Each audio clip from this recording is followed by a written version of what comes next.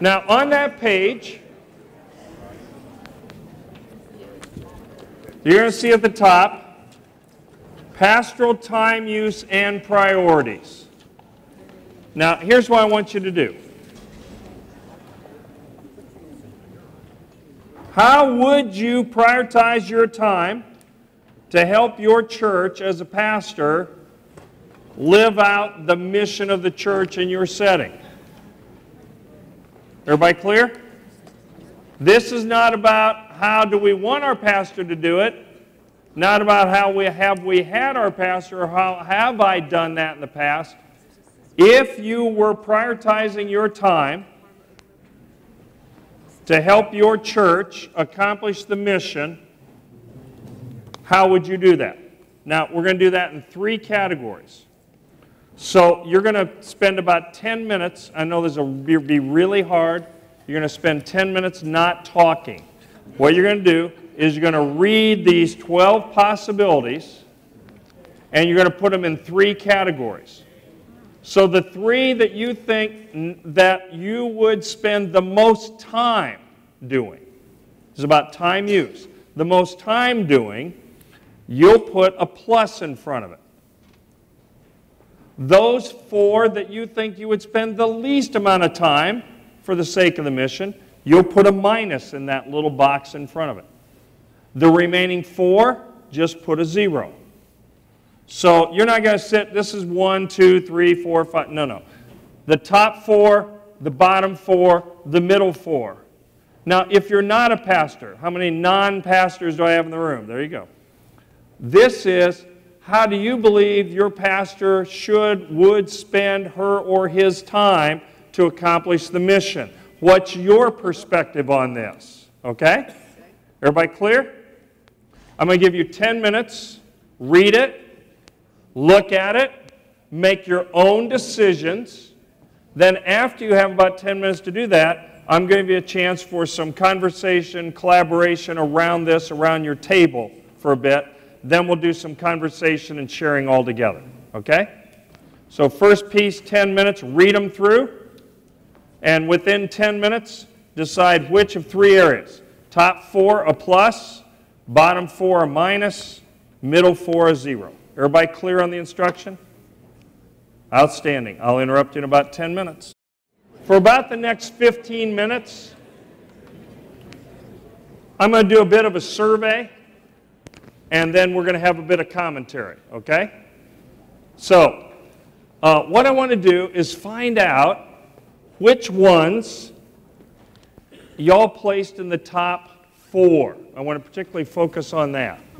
So, if somebody wants to start us off, that'll stand up, and I'll recognize you, and then now nice and loud, share what's one of the top 4 that you had. So, Tom, start us off.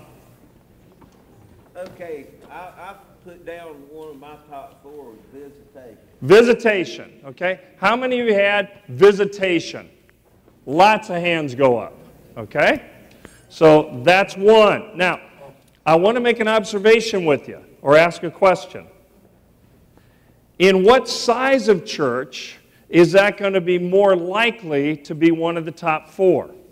Small church. If you're a church that averages 500 in worship and you make visitation your number 1, you're misplaced.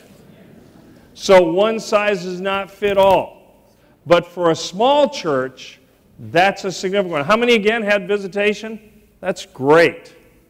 All right. Let's get another one. What's another one somebody had? Any brave soul willing to stand up out there? It takes moral courage to lead a church. There you go.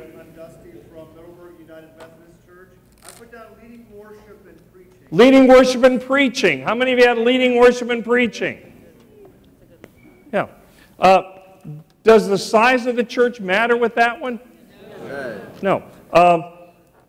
Probably most every size church wants to make sure their pastor is going to put focused time into being able to preach and lead worship well. Now, I do want to make an observation with you. It's not just preaching. Notice that. Preaching and leading worship. Worship is more than just the sermon. Amen? Amen. So it's helping the whole worship service come together. Now, I will make this observation. based on size. The larger the church, the more significant preaching and leading worship is. Now, there is no church so small that preaching and leading worship is not important. I didn't say that. Here's what I'm saying. If the sermon I do Sunday morning is okay but not outstanding, and I'm in a smaller church, I'm probably going to have a chance for a lot of contact, interaction, involvement with folks in the church during the week, that I'm going to be able to communicate God's love and communicate God's message to them in other ways, which is a really good thing, particularly when I'm doing all that visitation.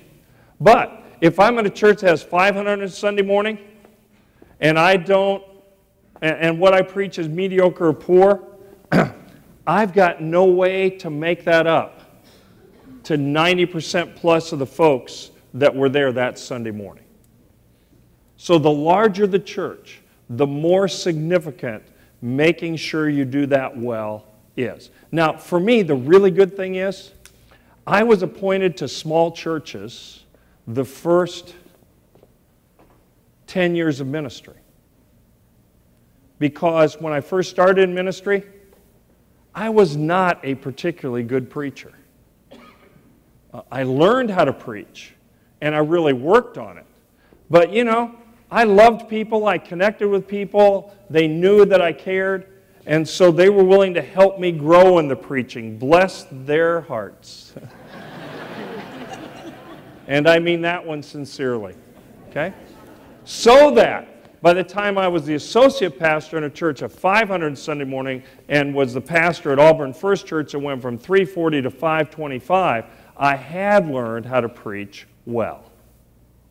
And that was really critical because that was the primary contact I had with most of those folks most weeks. Okay? We're good. What else did you have? We're on a good roll. What else did you have? Somebody else? Yes, ma'am. Well, I said personal and spiritual growth. Okay, personal and spiritual growth. How many of you had that one down? A lot of hands in the room. That's the one I would not put on the list. Really?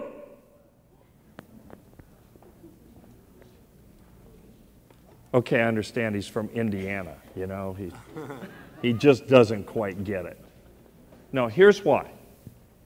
I did not ask you which are the most important for your pastor to do. What was the question I asked? Most time. Most time. That was the question. So my hunch is, the time you spend in personal spiritual growth, absolutely essential. Amen? Yes. You want to make sure your pastor is regularly spending time in personal spiritual growth. But it may not be, though it may be some of the most important time you spend, it may not be the most time that's spent. Do you understand the difference? Now, it may be. And I'm not arguing that it wouldn't be a good thing to do. I'm just saying it likely is not going to be what will take the most time. Okay? Somebody else? Yeah. I said being the leader. As the leader of the leaders in the congregation. Great. Being the leader. How many of you had being the leader? That's quite a few. Now again, from what we learned before, large church, small church, which size is it going to be most significant to be the leader? Large church. Now, is it helpful to lead in a small church? Yes, but not as significant a role as in a large church. Okay? We're good? Somebody else? We're working our way through. Somebody else have something else on your list of 4? Evangelism. Evangelism. How many of you had evangelism? See those hands again. How many had evangelism? No. Let me make a couple observations for you, all right? Did you know in the past 12 months, United Methodists across this great country, over the last 12 months, 1% of all United Methodists invited someone to come to worship with them in the last, at least one person to come to worship with them in the last 12 months. 1%. Okay? Oh, it's worse. 90% of United Methodists, of that 99 that didn't, 90% of those United Methodists said, not only did I not invite somebody in the last 12 months, I'm not gonna. Because I'm not comfortable with it. It feels like I'm pushing and pressuring, and if you really push me to invite someone, I'll leave and go to another church. 90%. See, we're not only invitation hesitant, we are invitation averse. We're not just invitation resistant, we are 90% invitation hostile. Yeah, she put it really well. That's terrible. It is. So here's my point. I don't want the pastor making that one of their top 4 time uses. I want them to regularly be inviting and doing evangelism. But you know who I want doing most of the evangelism? The lay folk. I want to lead it, I want to model it, but I do not want the pastors doing it for the church. Amen? That's huge.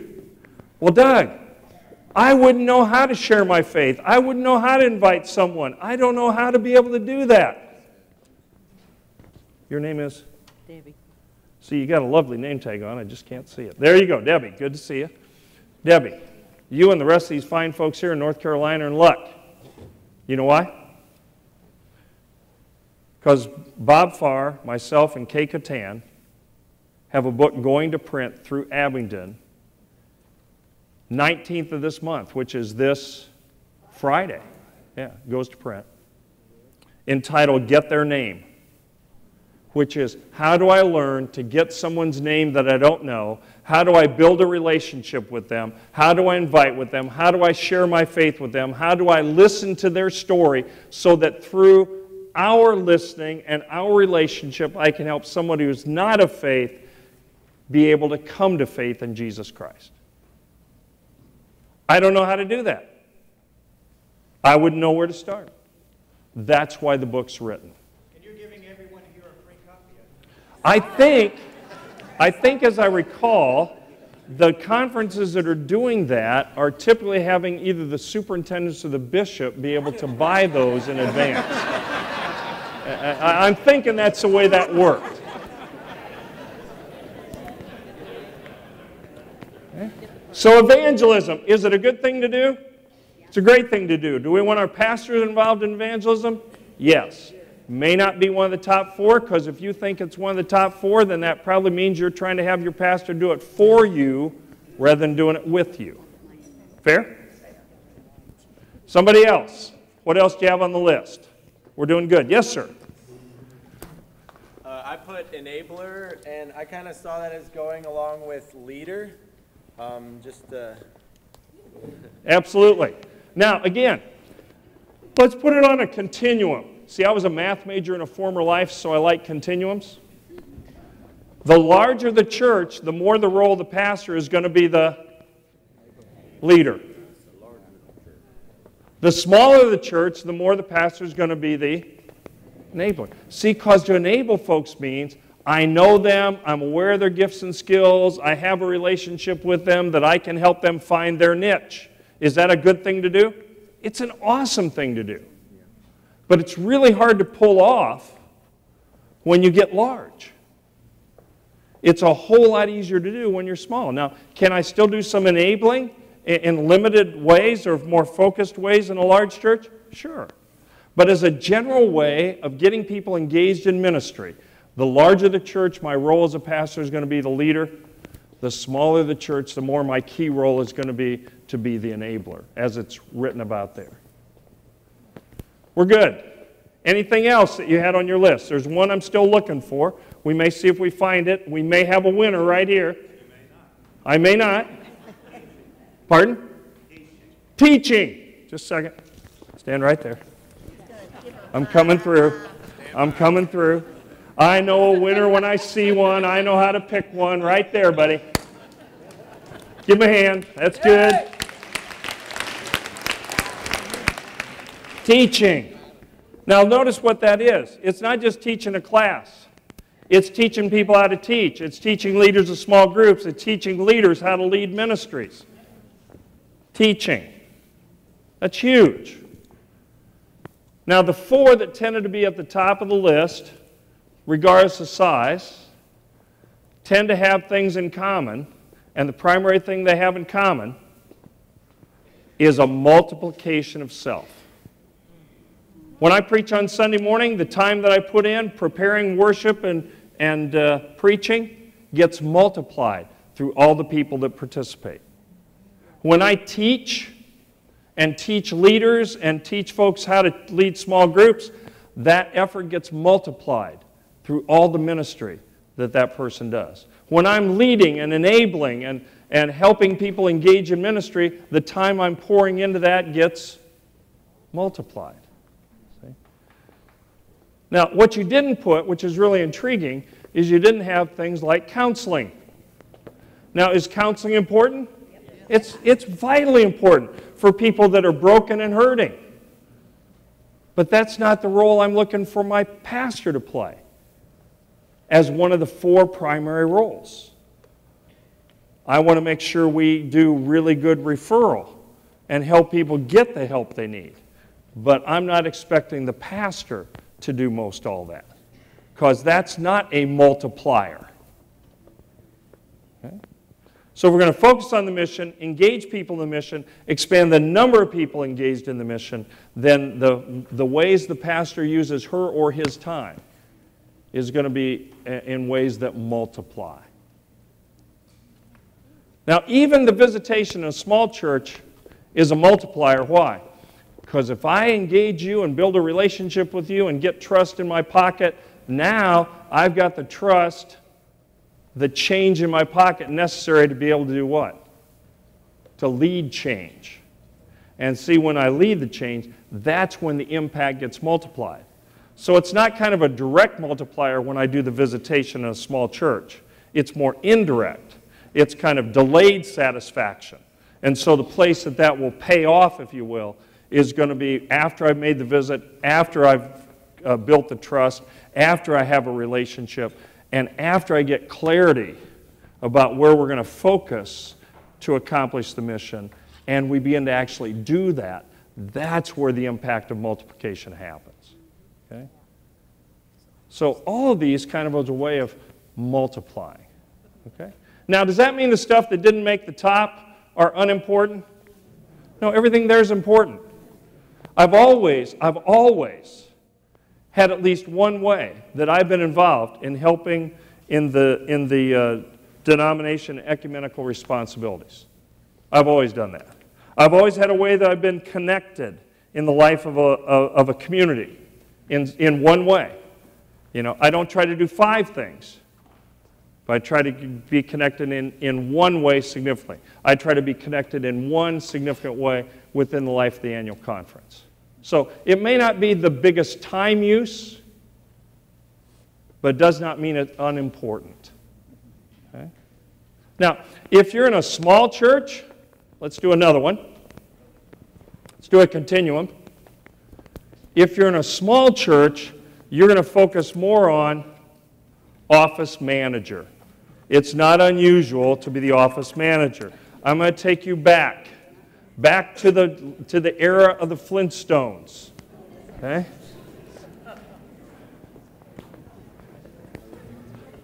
Mimeograph machines. Stencils. Stencil cement. Whiteout. Getting in a hurry on Saturday night and forgetting to type the right-hand side of the page on the left hand on the right, so when you put it on the mimeograph, the pages were reversed.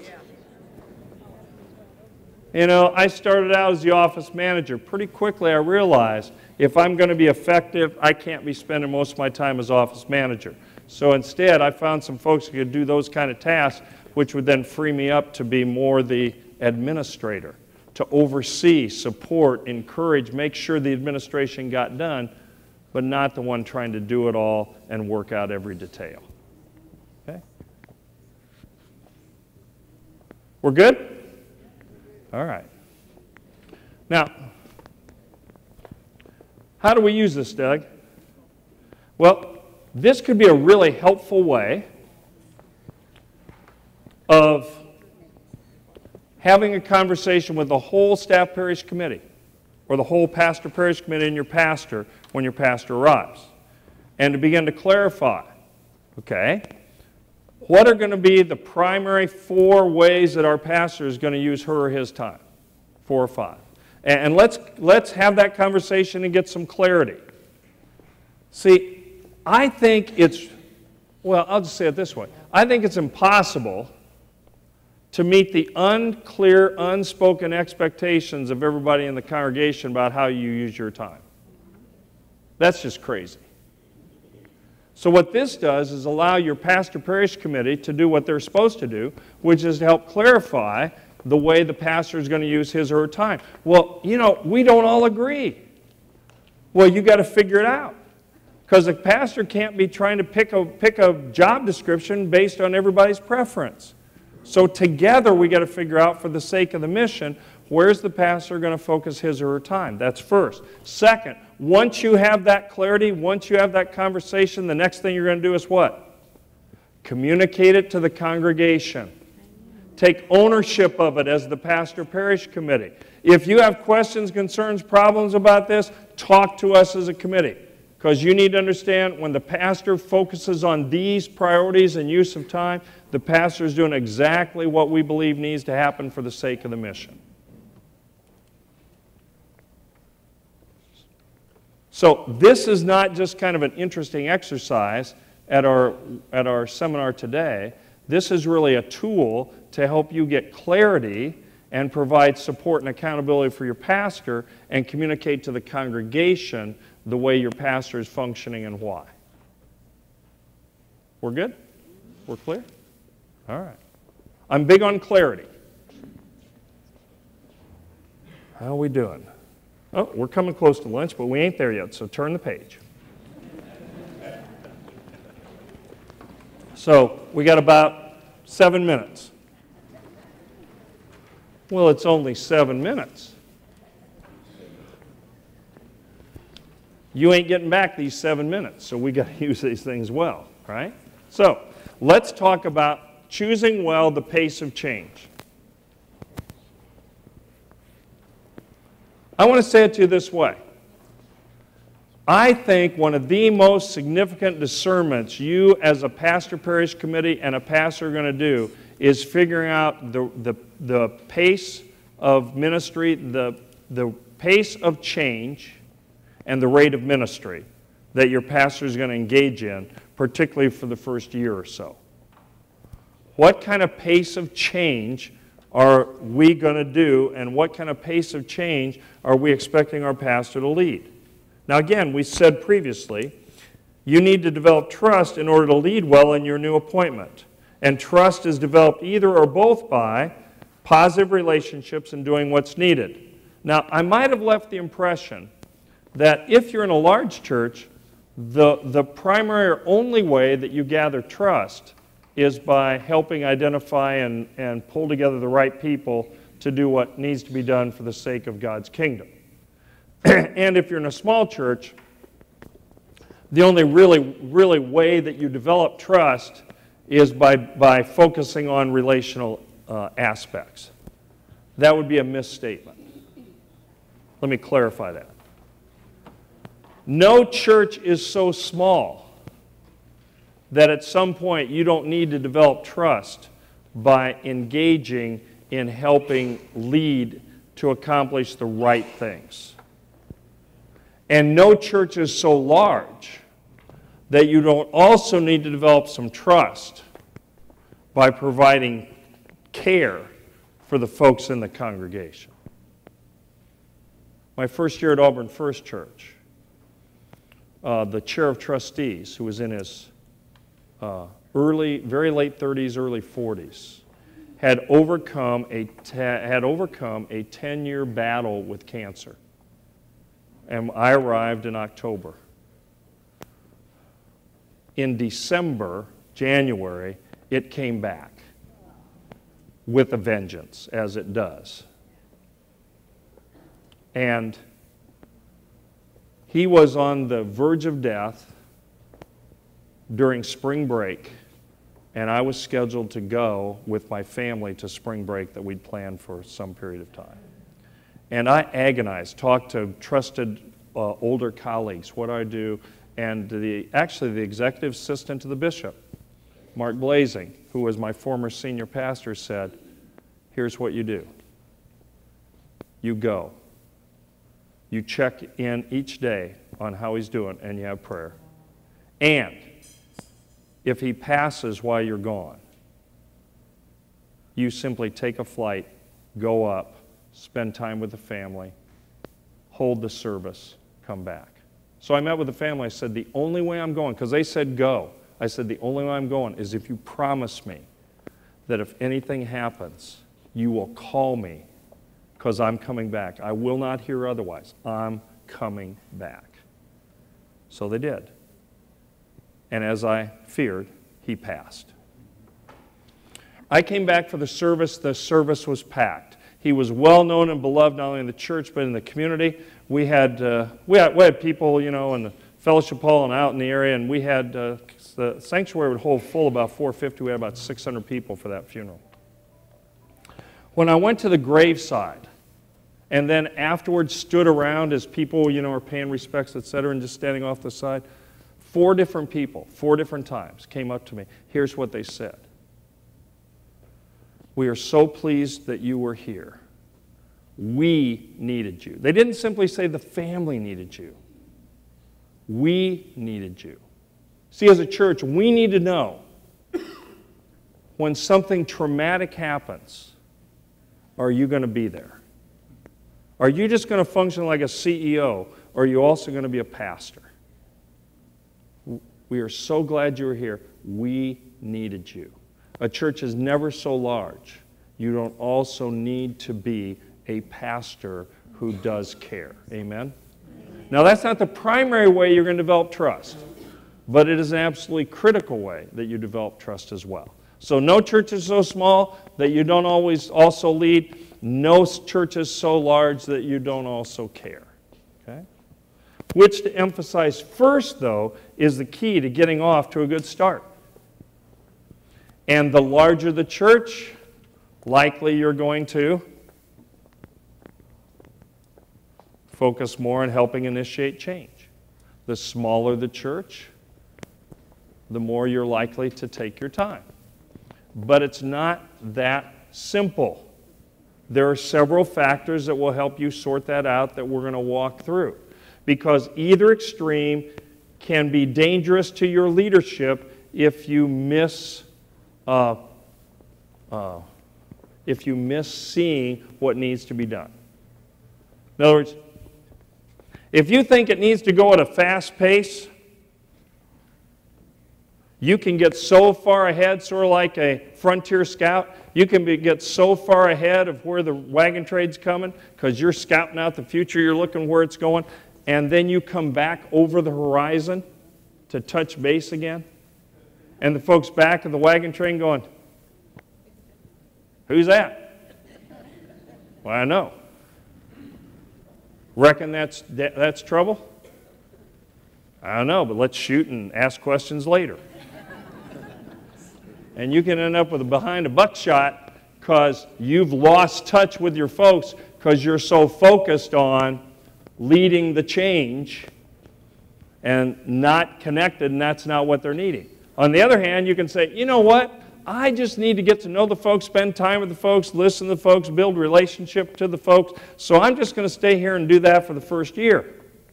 And all of a sudden you look up, and that train that the church is on, it's going down the track, and it's down the track without you.